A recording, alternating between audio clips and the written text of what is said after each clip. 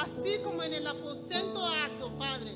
Haz que descienda tu poder sobre cada uno de nosotros, Señor. Que no salgamos de este lugar, Señor, de la misma manera que hemos venido, sino, Señor, que seamos llenos de tu presencia, llenos, Señor, de tu poder, llenos, Señor, de tu Espíritu, en el nombre de Jesús. Espíritu Santo, estamos abiertos para que tú nos ministres de la manera en que a ti te agrada en esta tarde. Nuestro corazón tiene sed y anhelo de tu presencia, Padre, en el nombre de Jesús. Gracias, Señor, porque sabemos que tú estás dispuesto, Señor, a hacer todo lo que te hemos pedido, porque eso es lo que te agrada a ti. Gracias, Padre, en el nombre de Jesús. Tócanos, Padre, con tu poder, en el nombre de Jesús. Amén. Que el Señor le bendiga en esta tarde. Y mi deseo es que cuando este culto vaya a terminar, que podamos palpar la presencia de Dios, que podamos ver su Espíritu manifestando de una manera sobrenatural, en el nombre de Jesús. Amén. La Biblia dice, me parece que en Crónicas, cuando Salomón dedicó el templo, dice que los ministros, los sacerdotes, no pudieron ejercer su función. ¿Por qué? Porque el Señor mismo se agradó de ministrar al pueblo. Amén. Y eso es mi oración en esta tarde, que el Señor mismo nos ministra en el nombre de Jesús. Amén. La Biblia dice en Levítico capítulo 24, verso 2. Levítico 24, verso 2 dice: manda a los hijos de Israel que traigan para el alumbrado aceite puro de olivas machacadas, para hacer arder las lámparas continuamente. Que la lámpara esté encendida continuamente. Y Levítico 9, 7 y 8 también nos dice algo parecido. Eclesiastés 9, 7 y 8. Dice: anda y come tu pan con gozo y bebe tu vino con alegre corazón, porque tus obras ya son agradables a Dios. En todo tiempo sean blancos tus vestidos y nunca falte ungüento sobre tu cabeza. Amén. Mi tema esta tarde es como hermano David dice que mañana será servicio culto de Espíritu Santo. Es bueno que empecemos a prepararnos a partir de esta noche para lo que vaya a acontecer mañana. Entonces, mi título esta tarde es que tu cabeza no falta ungüento. Y sabemos que, bueno, ungüento es más o menos aceite. Y aceite es símbolo del Espíritu Santo en el Antiguo Testamento. En el Nuevo Testamento tenemos fuego y agua. Bueno, agua también sale en el Antiguo Testamento. Dice que nuestra cabeza no falte ungüento. Allí ya sabemos por qué las vírgenes, los 5 eran insensatas, porque su lámpara, que era como símbolo de su vida, no tenía suficiente aceite, no tenía suficiente poder del Espíritu Santo para sus vidas. Y que nosotros no seamos como esas vírgenes. Amén. En el libro de, nuestra vida no tiene que faltar aceite. Y sabemos en el Antiguo Testamento, cuando Dios seleccionaba a gente para ministrarle, por ejemplo, los reyes, los sacerdotes, le echaban aceite para decirle al pueblo que esa gente son separados, son santificados para Dios. Y Y vemos la primera historia en el libro de Éxodo 28. 28 y versículo 41. Éxodo 28, 41. Si alguien lo ha encontrado, lo pueden leer, que yo lo estoy buscando. Bueno, ya lo tengo. Dice, y con ellos vestirá a Aarón tu hermano y a sus hijos con él, y los ungirá, y los consagrarás y santificarás para que sean mis sacerdotes. De todo el pueblo de Israel, Dios apartó esa familia, la familia de Aarón, para ejercer la función de sacerdocio. Y para ello, Dios tuvo que ungirlo delante del pueblo para que sepan que esa gente son distintos del pueblo, son sacerdotes para el Señor. Y también en primero de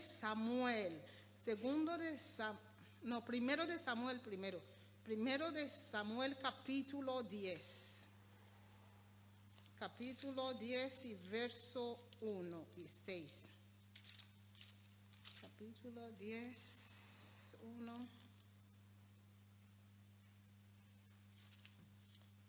Dice, tomando entonces Samuel una redoma de aceite, la derramó sobre su cabeza, eso es la cabeza de Saúl, y lo besó y le dijo, ¿no te ha ungido el Señor por príncipe sobre su pueblo Israel?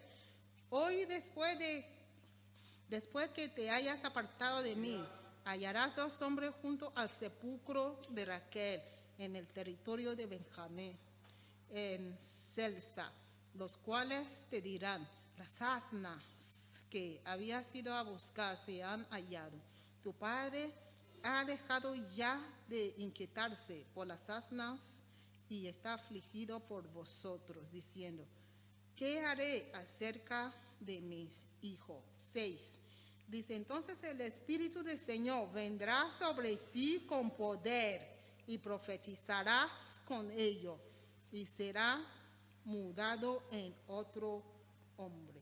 Aquí vemos que después de que Samuel ungió a Saúl, Dios cambió el espíritu de Saúl, ¿no? Le dio otro espíritu nuevo. El Espíritu del Señor vino sobre él. Y a causa de eso, empezó a profetizar. A profetizar, que nosotros podemos llamar, empezó a hablar en nueva lengua, más o menos. Porque si uno habla en lengua y hay interpretación de esa lengua, es profecía. Que eso es lo que nos falta pedirle al Señor. Señor, dame el don de interpretación de la lengua. Saúl empezó a hablar en nueva lengua. Él empezó a hablar de lo que él no sabía de antemano. ¿Por qué? Porque el Espíritu de Dios vino sobre él. Y el que para mí es muy interesante es el rey David. La gente dice, David es una persona muy, muy querido por Dios, ¿no? Pero vemos que en la Biblia, Dios tuvo que ungir a David 3 veces para la misma función. ¿Por qué? Si no era muy importante, es porque la unción es muy importante para la vida de uno. Porque vemos que desde allí, la Biblia no habla de más personas, o sea, no habla mucho de alguien en toda la Biblia. 3 personas muy importantes, de la cual la Biblia habla, de Jesús, de Moisés y de David. Dios no los sacó como profeta, pero David era rey, era profeta, él ejerció todo, era sacerdote también. ¿Pero por qué? Porque Dios lo ungió de una manera especial. En 1 de Samuel capítulo 17. 1 de Samuel 17. Y verso 13. 17:13 dice, y los 3 hijos mayores de Isaí habían ido a seguir a...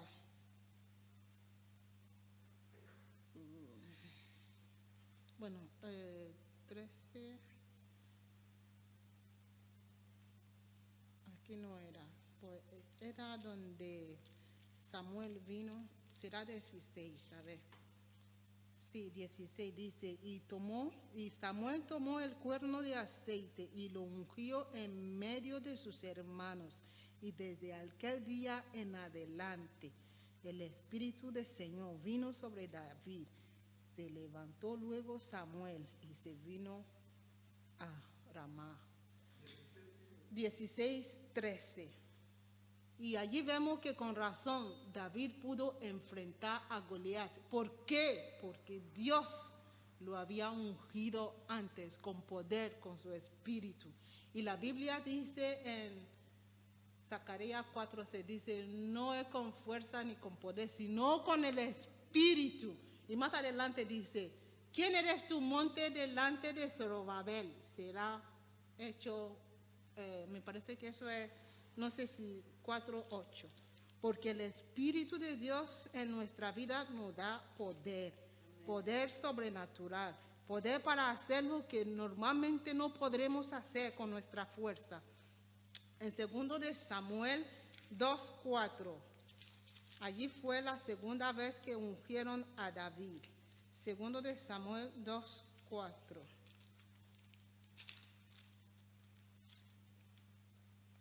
Y vinieron los varones de Judá y ungieron allí a David por rey sobre la casa de Judá. Y dieron aviso a David diciendo, los de Jabes de Galaad son los que sepultaron a Saúl. Primero lo ungieron entre sus hermanos y después los de Judá, que era de la casa de su padre, de tribu de su padre, lo ungieron. Y por último lo ungieron en Hebrón. Capítulo 5, verso 3. Dice, vinieron pues todos los ancianos de Israel al rey en Hebrón. Y el rey David hizo pacto con ellos en Hebrón delante del Señor. Y ungieron a David por rey sobre Israel. Primero era rey sobre casa de su padre. Segundo sobre su tribu. Y después sobre todo Israel.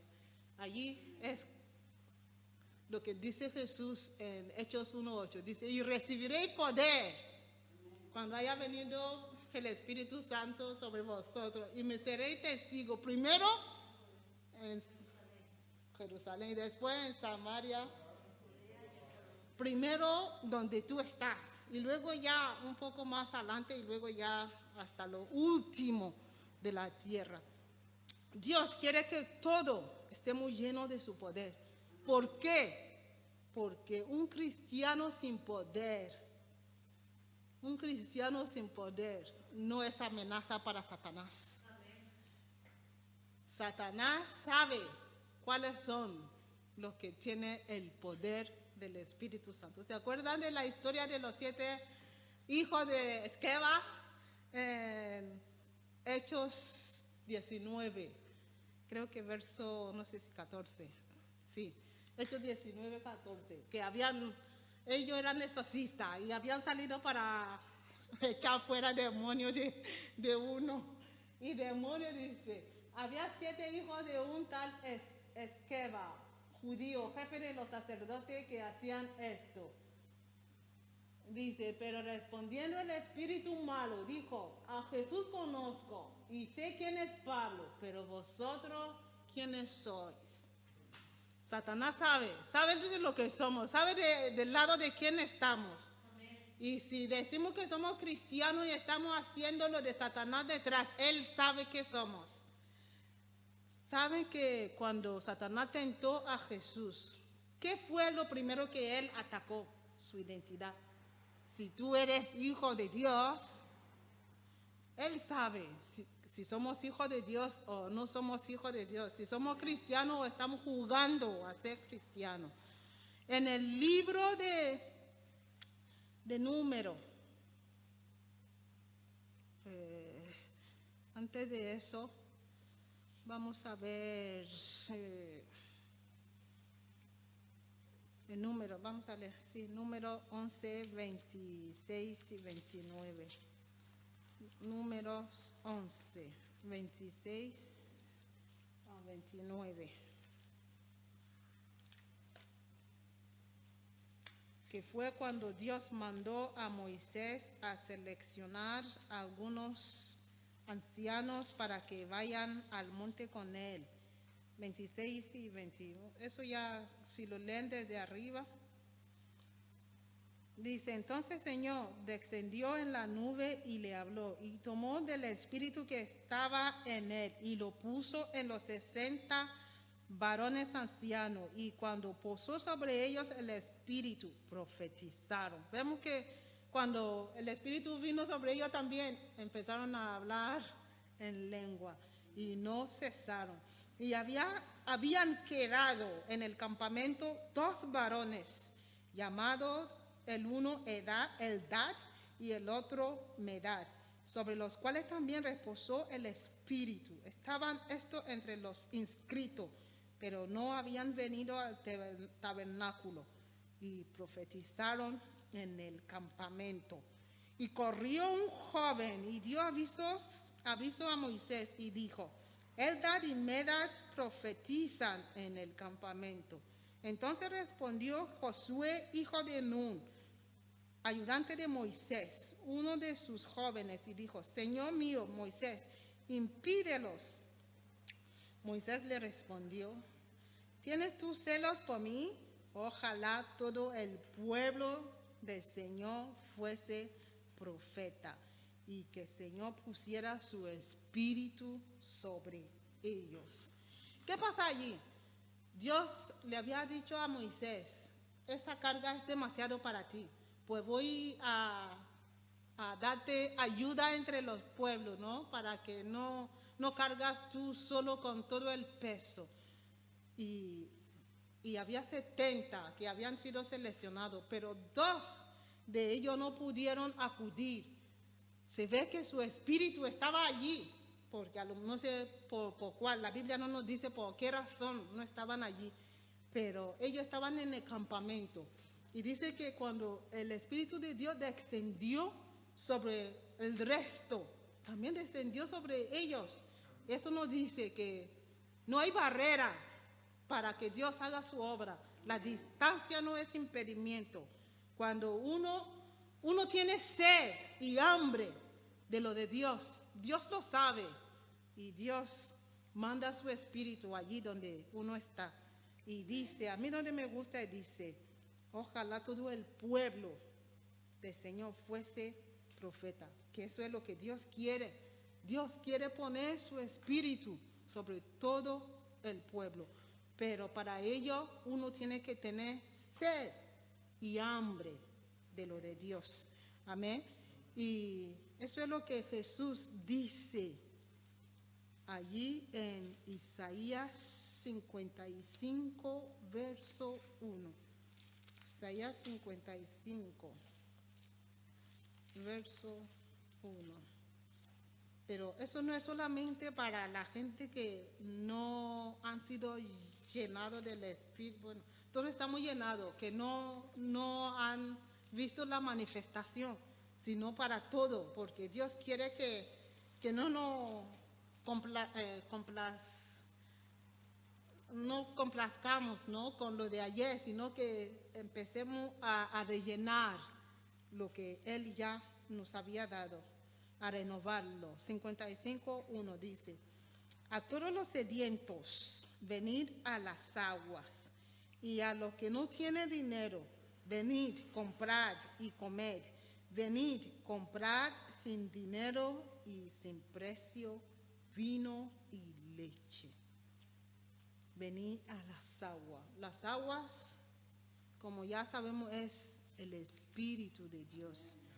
En Mateo 5:14, Mateo 5:14 dice, aquellos que tienen sed serán saciados. 5:14. 14 no es. creo que 5, 6 dice, bienaventurado lo que tiene hambre y sed de justicia, porque ellos serán saciados. Para ser saciado uno primeramente tiene que tener sed, porque lo que uno va a consumir es en función al hambre o sed que tiene, o a lo que uno le gusta. Si hay 2 personas que le presentamos agua y uno no tiene sed, va a beber poco, y el otro si tiene mucha sed, beberá mucho. O si hay alguno como mi marido que le gusta carne y le presenta, venga, toma carne, comerá mucho y mucho y mucho. Y como yo, si alguien me presenta cerdo delante, yo no voy a tocarlo ni comerlo. Así que eso también es relativo a la sed y el hambre y el gusto de uno. Porque hay algunos que se complacen con que el Espíritu Santo ya está de vacaciones. Cuando Jesús ascendió al cielo, el Espíritu Santo también ascendió al cielo, y eso no es verdad. Por eso no hay manifestación del poder de Dios en alguna iglesia que no creen en que el Espíritu Santo sigue obrando. Amén. Porque para que Él obra, uno tiene que creer. Porque la Biblia dice que lo justo por su fe vivirá. Si uno no tiene fe en que esto es lo que Dios está haciendo, esto no, aunque Dios tenga el poder para hacerlo, eso no puede suceder en la vida de uno. Amén. Y la Biblia nos dice, ya sabemos que Dios derrama su espíritu, el aceite, sobre los reyes, sobre los sacerdotes. Pero Pedro también nos dice, en 1 de Pedro 2:9, ¿qué nos dice? Vamos a leerlo todo. 1 de Pedro 2 y verso 9. ¿Qué dice? Vosotros sois pueblo adquirido por Dios, para que anunciéis las virtudes de aquel que os llamó de las tinieblas a su luz admirable. Pero después del linaje escogido, ¿qué viene? Real sacerdocio. ¿Eso qué significa? Que somos reyes y somos sacerdotes. Entonces tenemos partido doble para que Dios nos derrame su aceite, ¿no? Para que Él nos derrame su espíritu. Somos calificados para recibir eso. Pero para recibirlo tenemos que tener la sed, tenemos que tener el hambre para ver lo de Dios en nuestras vidas. Y la Biblia, como ya sabemos en Eclesiastés 9:8, que nuestra cabeza no falte el encuentro. Y como cristiano tenemos que tener el poder de Dios obrando en nuestras vidas. Tenemos que saber quién somos realmente, porque si no sabemos quién somos, Satanás sabe la gente que son ignorantes y aprovecha de esa ignorancia para hacer sus maldades en sus vidas. Entonces vamos a pedirle al Señor en esta tarde, Señor, yo tengo sed, yo tengo sed, no sé de vosotros. Si alguien que tenga sed de Dios, que se lo diga. Amén. El que tenga sed del Espíritu, del poder de Dios, que se lo diga. Dios, según lo que vemos en la palabra de Moisés, que Dios quiere que todos seamos profetas. Dios quiere que todos seamos ministros. Por eso Él dice que somos real sacerdocio. Vamos a pedirle, Señor, lléname con este poder, lléname con tu espíritu, así como en el día de Pentecostés, así como tú llenaste a los ancianos en el monte con Moisés. Llénanos, Señor, en el nombre de Jesús. Padre, te pedimos, Señor, en esta tarde, nosotros somos sedientos, Señor, y tenemos hambre de tu poder, hambre de tu espíritu, Señor. Llénanos, Señor. Derrama de tu presencia. Derrama de tu espíritu, Señor, sobre nosotros. Padre, así como tú mandaste tu espíritu sobre los ancianos allí con Moisés en el monte, queremos que tú también manda tu espíritu, Señor. Manda tu espíritu, derrama de tu presencia sobre nosotros. Que no seamos cristianos sin poder, que no seamos cristianos, Señor, sin tu presencia.